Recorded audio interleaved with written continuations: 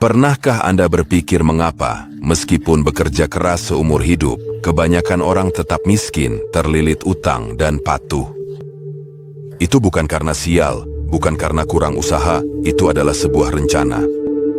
Sebuah sistem yang dingin, senyap, dan sangat efisien, yang telah melatih Anda sejak kecil untuk menerima kenyataan ini, seolah-olah itu adalah hal yang normal. Sejak kecil, Anda telah dikondisikan untuk patuh, untuk diam, untuk mengikuti perintah. Mereka mengajarkan Anda untuk menjadi karyawan yang baik, mendapatkan nilai bagus, dan tidak mempertanyakan apapun. Mereka menempatkan Anda dalam penjara tak kasat mata yang disebut rutinitas. Bekerjalah, bayarlah, patuhlah, dan bersyukurlah karena masih memiliki pekerjaan. Anda berubah menjadi seekor tikus, berlari di atas treadmill yang tak pernah berhenti. Percaya bahwa kebebasan adalah menerima gaji di akhir bulan, bahwa kesuksesan adalah membeli mobil dengan cicilan 60 kali, dan mengikuti aturan yang dibuat oleh orang-orang yang tak pernah peduli pada Anda. Tapi biarkan saya memberitahu Anda kebenarannya. Aturan-aturan itu tidak dibuat untuk melihat Anda menang. Aturan-aturan itu dibuat untuk membuat Anda tetap persis di tempat Anda berada. Miskin, lelah, tunduk. Video ini bukan tentang menjadi korban. Ini adalah peringatan, tamparan realitas. Karena selama Anda berpikir bahwa masalah Anda adalah kurangnya uang, yang sebenarnya Anda kurang adalah pengetahuan, visi, keberanian untuk keluar dari kotak, untuk memutus siklus itu. Anda telah dilatih untuk patuh. Sudah saatnya untuk menghancurkan sistem ini, sebelum sistem itu yang menghancurkan Anda. Pernahkah Anda berhenti sejenak untuk memikirkan peran sebenarnya sekolah dalam hidup Anda? Sejak sangat dini, kita sudah dibiasakan untuk percaya bahwa pendidikan adalah jalan menuju kesuksesan dan kebebasan finansial. Namun, yang sebenarnya terjadi di sebagian besar sekolah di seluruh dunia, alih-alih mengajarkan kita untuk berpikir kritis, mempertanyakan sistem, mengeksplorasi kreativitas, atau berwirausaha, kita justru dibentuk untuk menjadi bagian yang baik dalam sebuah sistem besar. Bayangkan Anda masuk sekolah dengan pikiran terbuka, penuh rasa ingin tahu dan potensi. Namun, apa yang terjadi seiring berjalannya waktu? Perlahan-lahan, Anda diajarkan untuk mengikuti rutinitas dengan jadwal yang tetap, mengerjakan ujian dan tes yang mengukur kemampuan Anda menghafal informasi, bukan kemampuan berpikir mandiri. Sekolah mengajarkan bahwa satu-satunya cara untuk sukses adalah mengikuti jalur yang sudah ditentukan dengan jelas. Belajar, kuliah, dapatkan pekerjaan yang baik, dan hiduplah untuk membayar tagihanmu. Kedengarannya familiar, bukan? Gagasan bahwa kamu membutuhkan pekerjaan tetap untuk bertahan hidup, bahwa kesuksesanmu bergantung pada gelar dan jabatan formal, sudah hampir ditanamkan dalam dirimu sejak kecil. Dan kenyataan besar yang tidak disadari banyak orang adalah bahwa sistem pendidikan tidak berfokus untuk membebaskanmu, melainkan untuk menempatkanmu dalam rutinitas yang memastikan kamu menjadi bagian dari roda penggerak.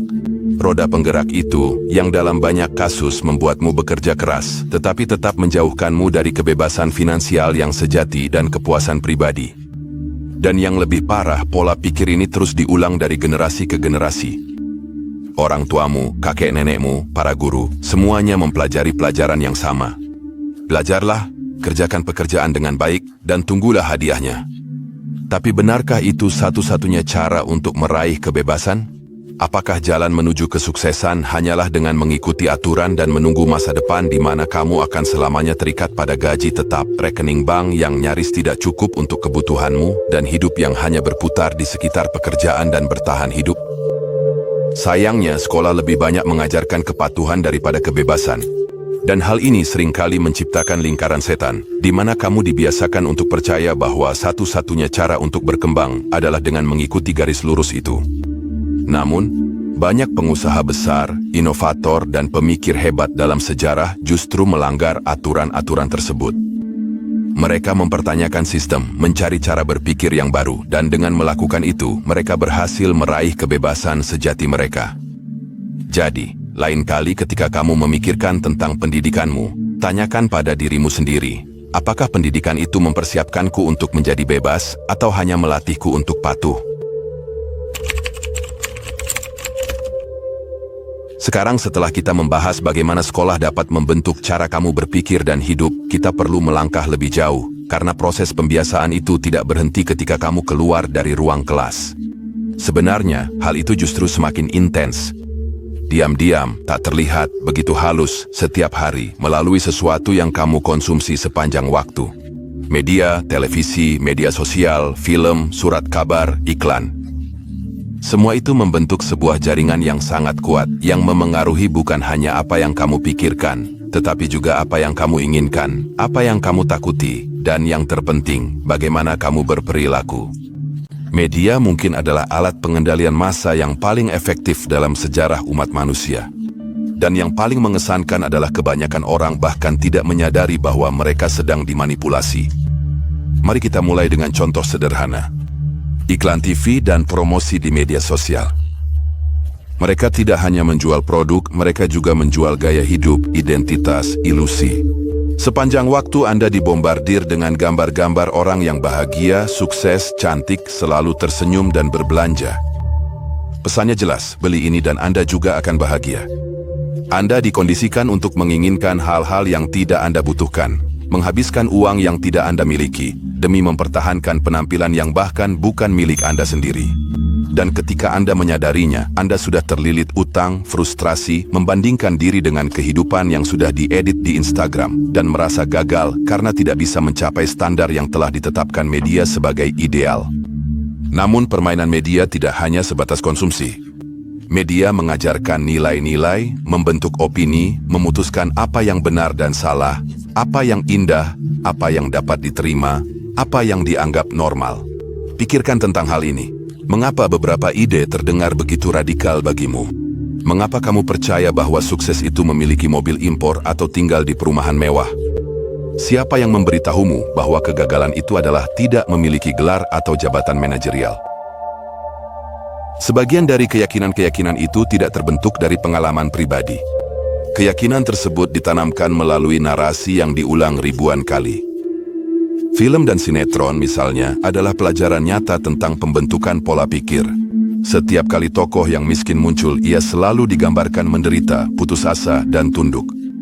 Lalu yang kaya, berpakaian rapi, percaya diri, dan semua orang tunduk padanya.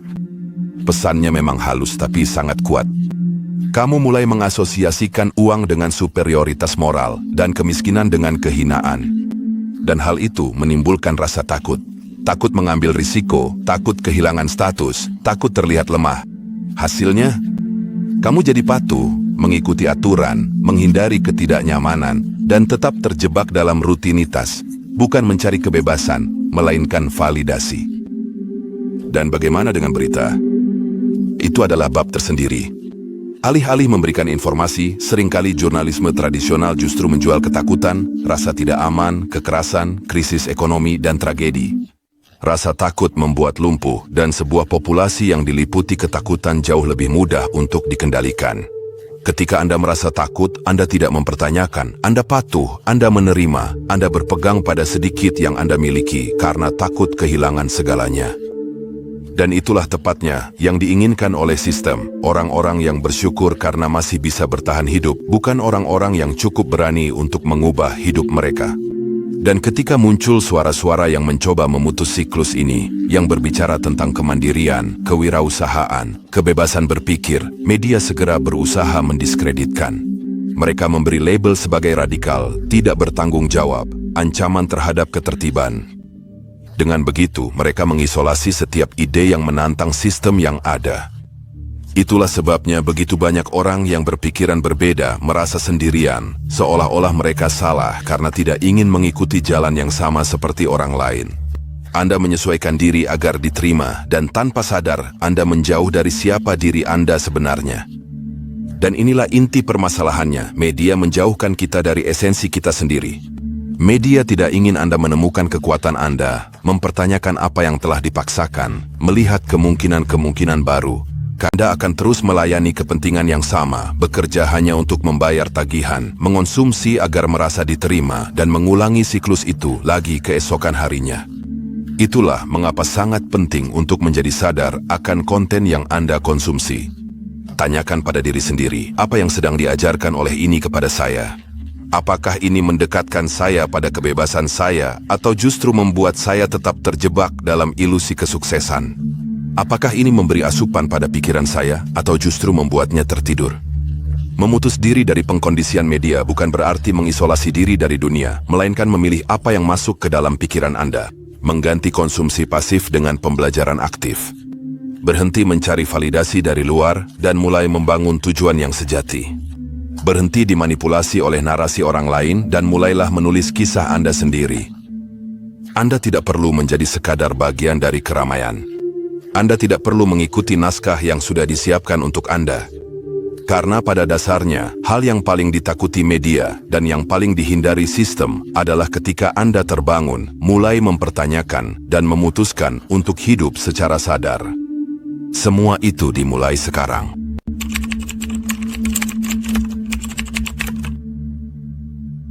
Sekarang mari kita bicara tentang sebuah jebakan yang tak terlihat namun sangat efektif, utang.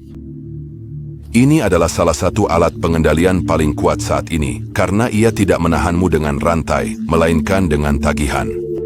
Dan yang paling mengesankan adalah, seringkali kamu masuk ke dalamnya dengan berpikir bahwa kamu sedang maju.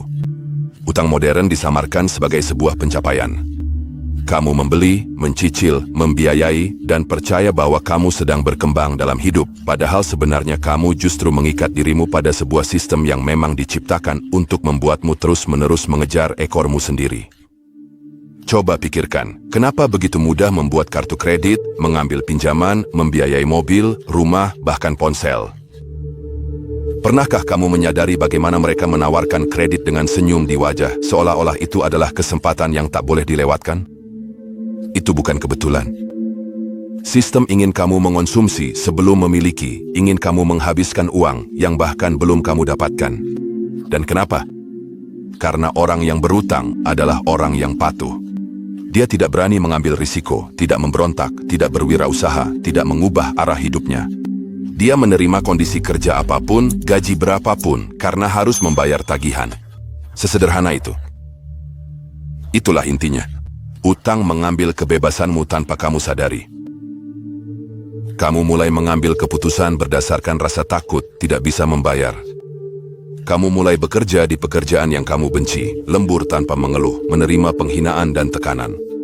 Semua itu demi mempertahankan gaya hidup yang dibangun atas dasar konsumsi dengan utang. Dan jangan pikir ini hanya terjadi pada orang yang tidak bertanggung jawab. Sebenarnya, inilah rencananya. Kamu didorong untuk berbelanja sejak dini. Iklan memberitahumu bahwa kebahagiaan itu ada harganya, bahwa kamu hanya akan merasa dihargai jika memiliki produk tertentu, pakaian bermerek, mobil baru, atau ponsel keluaran terbaru. Dan ketika kamu membeli, kamu merasakan sensasi pencapaian yang palsu. Tapi itu hanya bertahan sebentar karena tagihan segera datang. Dan kamu sadar bahwa yang kamu beli bukanlah kebebasan, melainkan komitmen. Komitmen yang akan mengikutimu selama berbulan-bulan, bahkan kadang bertahun-tahun. Sementara kamu membayar bunga yang sangat tinggi dan bekerja semakin keras, hanya untuk tetap membayar tepat waktu, ada seseorang di atas sana yang diuntungkan dari semua ini. Bank, lembaga keuangan, para pemilik sistem. Lembaga-lembaga ini meraup miliaran setiap tahun dengan memanfaatkan keinginan orang-orang akan status dan penerimaan. Mereka tidak ingin Anda bebas secara finansial. Mereka ingin Anda terus membeli, mengambil cicilan, membayar biaya, menggunakan kredit, karena semakin banyak Anda mengonsumsi, semakin Anda menjadi tergantung. Sekarang, mari kita bicara tentang ilusi kebebasan finansial. Saat ini, banyak orang yang salah mengira bahwa kebebasan itu sama dengan daya beli. Mereka mengira bahwa kondisi keuangan yang baik berarti bisa membelanjakan uang, pamer, bepergian, dan memiliki banyak barang. Tapi itu hanyalah tipu daya lain, karena kebebasan finansial yang sejati bukanlah menghabiskan apa yang Anda miliki, melainkan tidak perlu mengeluarkan uang untuk merasa bahagia, yaitu ketika Anda tahu bahwa Anda memiliki kendali atas hidup Anda, atas waktu Anda, atas pilihan Anda. Namun sistem tidak ingin Anda menyadari hal ini. Sistem ingin Anda merasa bebas hanya saat sedang mengonsumsi, karena dengan begitu Anda tetap terikat padanya. Mau tahu salah satu jebakan klasik? Membiayai rumah Anda sendiri. Berapa banyak orang yang menghabiskan 30-35 tahun membayar sebuah properti, dan mereka mengira itu adalah kestabilan. Namun selama waktu itu, mereka terikat pada pekerjaan, pada sebuah kota, pada gaya hidup tertentu. Mereka kehilangan peluang, enggan mengambil risiko. Kenapa? Karena harus membayar rumah. Hal yang sama juga berlaku untuk mobil, pendidikan, bahkan pernikahan yang dibiayai dengan cicilan. Seluruh hidup diprogram dalam cicilan, dan rasa kebebasan pun semakin lama semakin menjauh.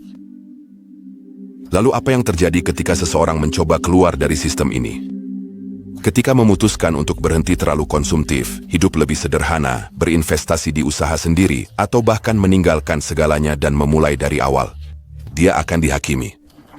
Dia dianggap gila, tidak bertanggung jawab, karena masyarakat sudah terbiasa percaya bahwa kebebasan itu berbahaya dan keamanan ada pada utang yang terkontrol. Tapi inilah kenyataan pahit. Tidak ada kebebasan ketika kamu bergantung pada gaji untuk bertahan hidup. Selama kamu masih menukar waktumu dengan uang hanya untuk membayar tagihan, kamu sedang melayani seseorang. Kebebasan dimulai ketika kamu memahami permainannya dan berhenti bermain sesuai aturan mereka. Dan itu bukan berarti kamu harus hidup seperti seorang biksu atau meninggalkan segalanya secara tiba-tiba. Artinya kamu harus sadar.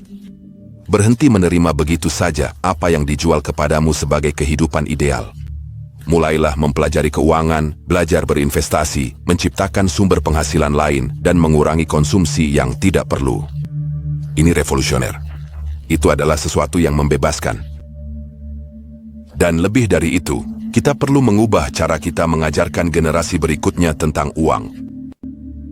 Alih-alih mengatakan, carilah pekerjaan yang baik untuk membayar tagihanmu, seharusnya kita mengajarkan, ciptakan sumber penghasilan yang memberimu waktu dan kebebasan. Alih-alih mengatakan, tidak boleh, itu mahal, seharusnya kita mengajarkan, bagaimana kamu bisa menciptakan sesuatu yang memungkinkanmu meraih itu dengan cerdas.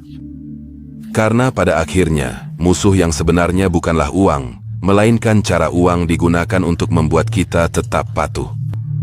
Mereka menjual ide kebebasan kepadamu berdasarkan konsumsi, padahal kebebasan yang sejati adalah ketika kamu bisa memilih apa yang akan kamu lakukan dengan waktumu, energimu, hidupmu, dan tidak hidup hanya untuk membayar tagihan dan utang. Kamu tidak dilahirkan untuk menjadi budak konsumsi. Kamu dilahirkan untuk mencipta, mengubah, dan hidup dengan kesadaran. Namun, untuk itu, kamu harus berhenti menerima permainan mereka dan mulai menciptakan permainanmu sendiri. Pernahkah kamu berhenti sejenak untuk berpikir mengapa kebanyakan orang hanya mengikuti arus? Mengapa begitu banyak orang, meskipun tidak bahagia, meskipun tidak puas, tetap saja menuruti perintah, menerima paksaan, dan merasa cukup dengan begitu sedikit? Jawabannya ada pada dua elemen kuat yang diam-diam mengatur hidup kita, rasa takut untuk membangkang dan imbalan yang sangat minim.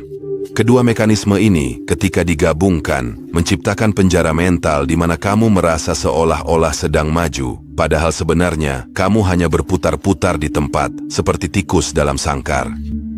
Sejak kecil, kita sudah dibiasakan untuk patuh, bukan karena pilihan, melainkan karena rasa takut.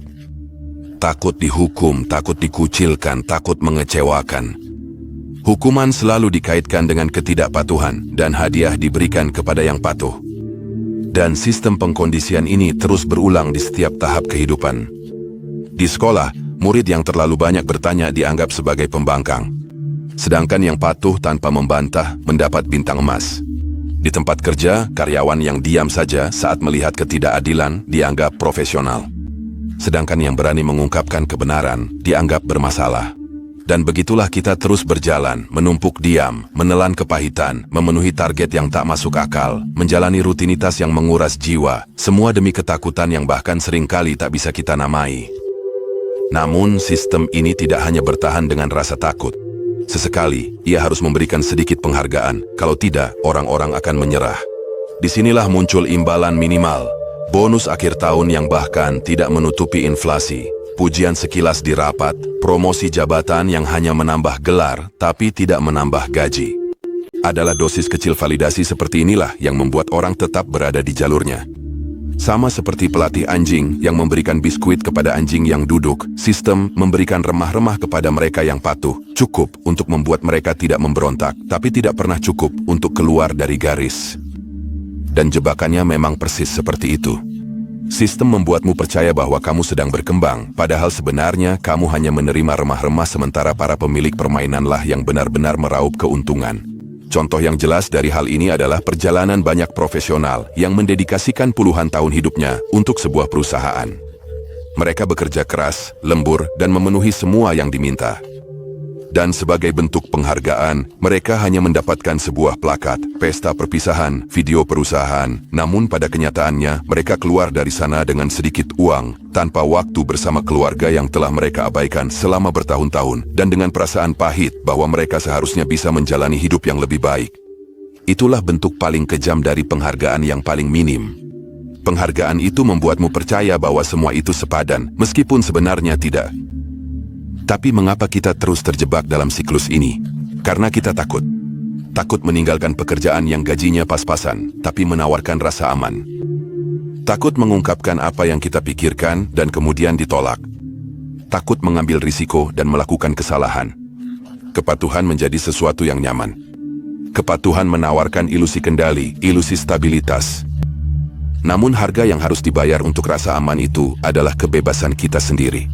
Dan yang terburuk, kebanyakan orang bahkan tidak sadar bahwa mereka terjebak karena jerujinya tak terlihat dan terbuat dari rasa takut.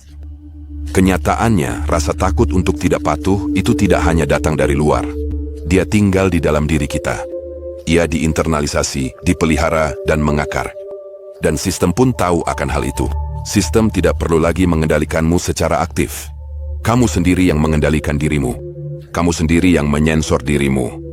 Kamu sendiri yang mencegah dirimu mencoba hal baru, mencari sesuatu yang lebih baik. Semua itu karena sepanjang hidup kamu diajarkan bahwa patuh adalah jalan yang benar. Dan disinilah titik balik besarnya, memahami bahwa patuh bukanlah sebuah kebajikan ketika sistemnya tidak adil. Patuh secara membabi buta berarti ikut berkontribusi pada penjara diri sendiri.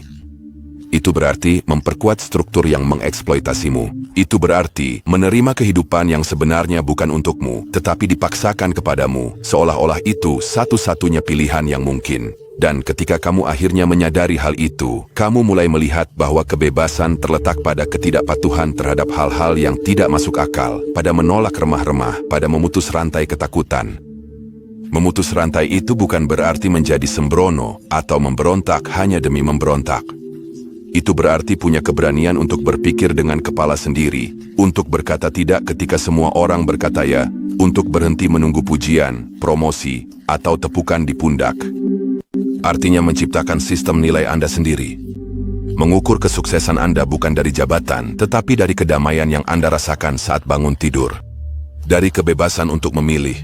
Dari kemandirian untuk menentukan jalan Anda sendiri tanpa bergantung pada persetujuan orang lain. Karena pada akhirnya, Anda tidak diciptakan untuk hidup dengan rasa takut melanggar aturan. Anda tidak dilahirkan untuk dibiasakan menerima yang sedikit. Anda lahir dengan potensi untuk mencipta, memimpin, dan mengubah. Namun, untuk itu, Anda perlu memiliki keberanian untuk memutus rantai-rantai tak kasat mata. Dan langkah pertama adalah menyadari bahwa rantai-rantai itu memang ada. Jadi, lain kali ketika Anda menerima penghargaan kecil dan merasakan kebahagiaan yang hanya sesaat, tanyakan pada diri sendiri, apakah ini sudah cukup? Atau saya hanya diberi remah-remah agar tetap patuh? Dan ketika rasa takut datang, ingatlah, Anda tidak sendirian. Ribuan orang sedang terbangun pada kenyataan ini. Orang-orang yang memutuskan untuk tidak patuh, memutuskan membangun kembali. Dan Anda bisa menjadi salah satunya. Dunia tidak berubah dengan ketaatan. Dunia berubah dengan keberanian. Dan keberanian adalah hal yang paling Anda butuhkan jika ingin berhenti hidup seperti tikus yang terlatih. Dan mulai hidup sebagai manusia yang bebas. Kita sudah sampai di akhir. Dan sekarang Anda tidak bisa lagi pura-pura tidak tahu. Tidak bisa lagi terus hidup seolah-olah tidak ada apa-apa yang terjadi. Seolah-olah kemiskinan hanyalah hasil dari kebetulan, nasib buruk, atau sial. Kenyataannya adalah kamu telah diprogram untuk menjadi miskin. Dan lebih dari itu, kamu telah diprogram untuk menerima semua itu dengan senyuman di wajah. Untuk berkata, syukur kepada Tuhan saat menerima gaji yang bahkan tidak cukup untuk kebutuhan dasar. Untuk berkata, semua orang juga sedang susah ketika satu tagihan lagi jatuh tempo dan kamu harus memilih antara makan atau membayar listrik. Dan yang lebih parah, kamu diajari untuk menyalahkan diri sendiri atas semua itu, seolah-olah kegagalan adalah kesalahanmu. Padahal sebenarnya itu adalah keberhasilan dari sebuah sistem yang memang dirancang khusus untuk membuatmu tetap di tempatmu sekarang. Kamu bangun pagi, bekerja keras seperti orang gila, melakukan segalanya dengan benar, tapi tetap saja tidak bergerak kemana-mana. Dan tahu kenapa? Karena tempat itu memang dirancang untuk menjadi batasanmu. Itu memang dirancang agar terlihat seolah-olah kamu punya pilihan, padahal sebenarnya hanya menawarkan jalan berbeda yang semuanya berujung pada lubang yang sama. Mereka memberimu kartu kredit, tapi menenggelamkanmu dalam bunga. Mereka memberimu bangku kuliah, tapi menyerahkanmu pada utang. Mereka menjual kebebasan, tapi mengikatmu dengan tagihan, target, dan rasa bersalah. Dan jika kamu berani mempertanyakan, berani bermimpi tentang sesuatu di luar jalur yang ditetapkan, mereka akan menyebutmu tidak tahu berterima kasih, tidak bertanggung jawab, atau hanya seorang pemimpi. Mereka bilang kamu hanya mau yang mudah, bahwa tidak ada yang berutang apapun padamu. Kamu yang lelah, hancur secara emosional, tanpa dukungan, mulai mempercayai hal itu. Kamu mulai merasa cukup dengan yang sedikit. Kamu mulai meyakinkan diri bahwa hidup memang seperti ini. Bahwa yang penting adalah sehat, dan suatu hari nanti, siapa tahu, segalanya akan membaik. Tapi hari itu tidak pernah datang, karena memang tidak pernah dimaksudkan untuk datang. Sistem hanya memberimu harapan secukupnya, agar kamu tidak hancur, tapi tidak pernah cukup untuk membebaskanmu. Dan itulah sebabnya, ada orang yang berusia 30, 40, 50 tahun, hidup seolah-olah masih berusia 15, bergantung secara emosional pada persetujuan, mematuhi perintah yang tidak masuk akal, menunda kehidupan sendiri sambil bekerja untuk memperkaya orang lain. Kenyataan yang brutal adalah, kamu telah dijinakkan, dilatih, seperti tikus laboratorium.